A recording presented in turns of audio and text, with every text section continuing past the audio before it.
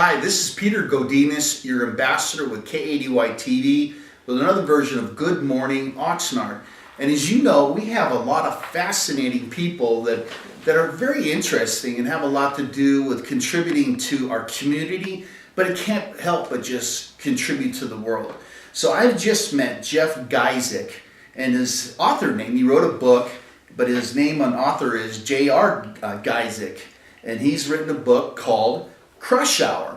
And you know what? It's an absolute fascinating story that he told me before the interview, and I would like to give him an opportunity to share it with you.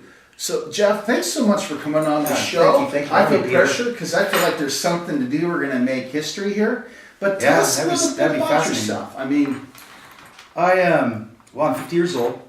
I'm recently divorced. I live in Oxnard because of the weather down here. It's amazing. It is. I shouldn't say that because there's probably a million more people that are going to move here, right? You just increased the population by 20%, Jeff. Yeah, I'm the Rose Bowl here. So I retired from being a stockbroker and a realtor and an insurance agent in a variety of areas. Let go virtually all of my 12 professional licenses due to disability and illness.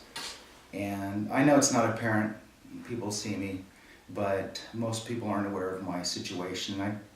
I don't like to talk about it as much as do something about it, which is why I'm here today. Once I got sick and realized I couldn't manage my clients' finances properly, and there was going to be potentially an error, I decided to turn over the responsibilities to my former branch manager and retired, which is what I did in 2012. Since that time, I was recovering from a couple of knee and ankle replacements, a couple surgeries, and divorce as well. Once I got through that, I started focusing again on my book, which I had started writing back in 2007, and went through it a couple more times and have now put it out for release. And I'm having an unusually good response to it. And I say unusual because I didn't know what to expect. I don't want to toot my own horn. I was going to let other people do it for me if it was any good. And that's why I've made the first 100 copies available to my friends and colleagues and people that I know on Facebook. I've been advertising for the last month since 1st of January. And since then I've arranged for 2 retailers to carry the book and under my terms. And had an opportunity to make more copies of it, which I released on the disc. Which for most people is convenient. I had one of my former baseball teammates ask me the other day why the disc wasn't working, and I says, well, did you look at it in Word or are you looking at it in PDF? He goes, oh, I thought it was a book on tape. Times are changing. Yeah, no, they are, granted, but you have to realize that when you're doing basically print on demand, or producing it on demand, this is the most efficient way for me to get it done like that and get it out in the mail. I can do it in one day. Obviously, there's a lot of other ways you can produce a book, and I intend to pursue those areas, but I didn't want to give up the rights to it or the content of it without having some popularity of the book. It's going to give me more leverage, I feel. So. No. You know, Jeff, I just got to add, just being somebody who is a director of sales for a publisher, I'm inspired by individuals like you because the traditional way of getting a book out is very dark, and a lot of good subjects just get thrown out the way. And I won't go into detail, but some of the specific things you're doing, Jeff, are so inspirational than just the traditional way of getting good information out to the masses. I agree with you. In fact, one of the things that I did, which I think is unusual, but I stopped reading other writers. And I literally have not picked up another person's writing since 2007. Now, obviously, I see movies and watch TV, but I'm trying not to steal from what I see in my writing because I wanted to make mine unique. Original from you. It really was. In fact, I'll give you a little synopsis if you guys want. It's, I think it's 3 or 4 paragraphs here. The book is called Crush Hour, and there is a central character in it. What if your life today, as it was today, as you lived your own existence, depended on an individual unknown to you? It's an impossible premise. No one could possibly have that much effect over the lives of almost 7 billion people and the planet they exist on, right? If you believe the impossible, you'd be correct. Amazing as that sounds to you. There is an individual, evolving, able to learn, speak, study, understand, operate, plan, implement, attack, defend for and against any evil, fearless, extraordinarily intelligent, aggressive, extremely wealthy. This man of means exists in plain sight. He uses the successes of his inventions and business to finance privately the world's defense. He travels the world using his love and knowledge of fishing as a cover for having boots on the ground intel for analysis. He answers to only one person, POTUS, the sitting president of the United States of America. At age 17, our hero was recruited surreptitiously, unbeknownst even to his parents, for the most dangerous, serious, and vital issues facing our world's existence. Eventually, after 4 years of honing his skills, he went out on his own, receiving his assignments directly through only his handler. And while he was training in all the sciences, martial arts, sports, forms of engineering, operating planes, helicopters, dealing with astrophysics, weapons, and all the physical and mental endurance exercises he could, he was also the trainer. This hero had a younger brother, left-hand dominant and ambidextrous like his older brother. As our hero trained, learned, and implemented, he duplicated every piece of knowledge. He evolved with his brother into the most formidable opponents of evil society had never heard of. Even the United States government knew nothing of the dynamic pairing. And this is your introduction, Jefferson Riley Green, financial titan, investor, philanthropist, and world traveler. The year is 2007. The scene is a tranquil concrete reservoir at the edge of the San Fernando Valley, north of Los Angeles. It is adjacent to the 5 interstate highways.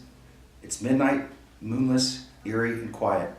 And although it's not the beginning of our hero's escapades, it is when you meet your benefactor. Buckle up. You'll need to for this journey. Enjoy. Very nice. Thank you for sharing that. Now you have so many things going through my mind. You have a goal and an intention in writing this book, and even what you plan to do with the revenues. Mm-hmm. Can you give us a little idea of what that is? Yeah, this is the first of 4 books. Okay. It occurs in the middle of the story. A little bit like Pulp Fiction, it's broken up so that you don't know whether you're getting the middle of the story, the start of the story, the end of the story in parts, and I purposely wrote it that way. That left me the ability to go back in the character's life and go forward in the character's life. In my second book, I'm going to show the younger side of this character and some of his escapades. It's a lot more saucy than the first book. The third book is going to be the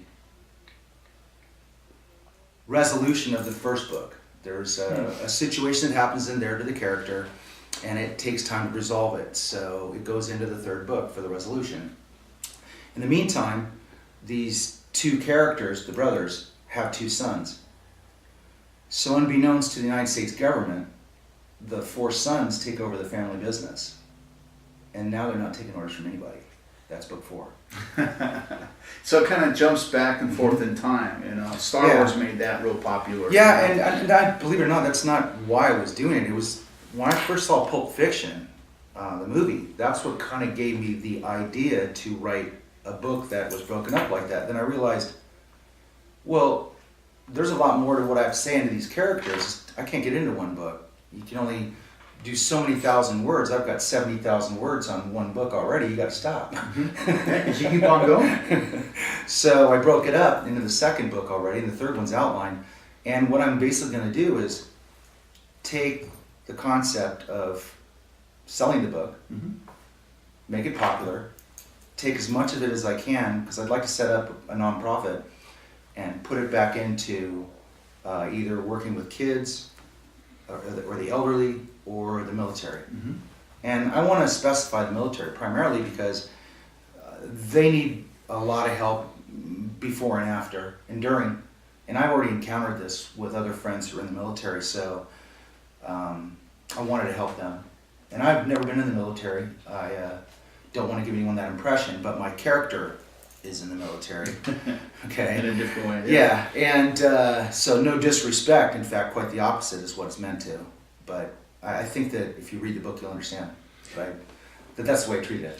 I really, because you have so many different options, but, do you envision this, kidding that one of your friends thought it was a book on tape? Do you ever envision narrating the whole thing? And because your voice really is, I'm kind of like complimenting you, but your voice really kind of resonates, or it captures. But do you envision that might be one of the That's a possibility, but I have to admit I'd have to get 50 people because there's that many characters. Plus, what are you gonna do about you're out on the ocean? Does that mean we're gonna go out in the ocean and speak so we can hear the out? So it's all about production value at that point. I could do anything with the right amount of resources, but is that the right way to go? No, I don't know.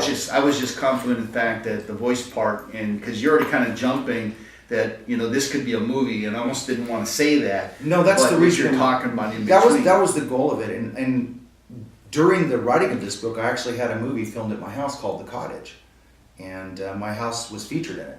As I volunteered my house to be a site, and so I was actually talking with the producers of it at that time, and that was the area that was the way we were going to go. But I've lost contact with them, and they haven't emailed me back, so it's kind of a dead issue at this point. So I'm looking again for my new path. It seems like you mentioned your mom and some other people, but somebody like you has to have an entourage of people. You want to do a shout out to people who've been really supportive? Oh yeah. I got to say hi to Elizabeth. I got to say hi to Sylvia. I got to say hi to Andrea. If I didn't, I'd be in big now trouble. You got to tell us who these are, because the imagination would. Oh no, that's fine. They're my girlfriends. Okay. I'm dating them.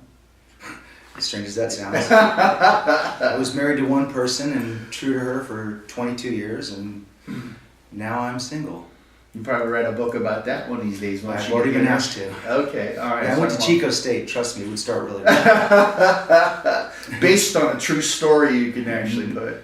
Yeah, I just don't know if it would be fiction or nonfiction. We might have names would have to be changed, and if that happens, is that really still the truth? Well, maybe you just created a whole different category of books.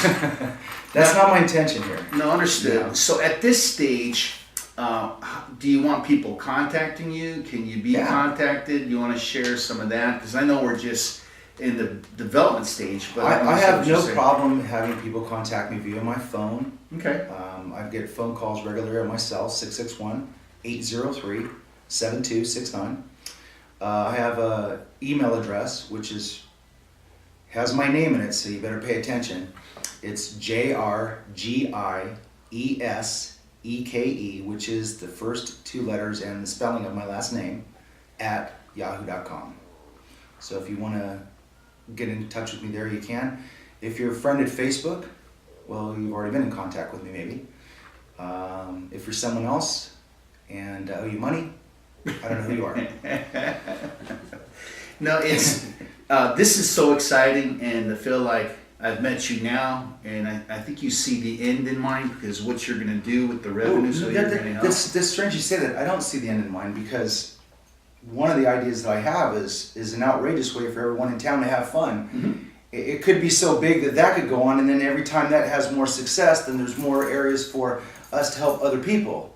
So there's a whole snowballing effect that could occur if I had the right ear of someone, and I really didn't have to have someone who represents me legally take that step forward, because I could see someone trying to take the idea, and it's sad to say that, but if I can't copyright that type of idea, I need someone to write up a contract saying that no one else can because I had the idea first, or something to that effect. Because if I could, there is a good, clean way to have the people in this area in Oxnard or Ventura have a great time and benefit people that really need it, and it goes directly to them. So I'm not looking to take any money for this. No, I understand. In fact, I'll be doing the cooking. You changed my DNA, but just in closing, any final thoughts? Go Raiders. Very well said. So please. I like that. It took us by surprise. Everybody's going to go Raiders. So with that, thank you so much, Jeff. It's a pleasure. Much success. Godspeed the journey. Yeah, I am. I look forward to this. I hope that I get a chance to come back. What I'd really like to find out is that you guys have actually read a book. I know this is hard for people these days to read a book, but put the disc in, read it, and come back and say, how bad it was. Well, I dare you to. He's using reverse psychology. I'm sure people will be mesmerized by it. I've got some pretty amazing reviews, and I posted one on Facebook. One of the first people that read it, she's a school teacher, and Elizabeth, in fact, I've already said hi. I couldn't believe she said it, and I'll leave it up to the readers and anyone else that wants to judge it. That way, I'm not tipping my hand or whatever. You're the author. You're the wordsmith. Anyway, thank you so much, Jeff.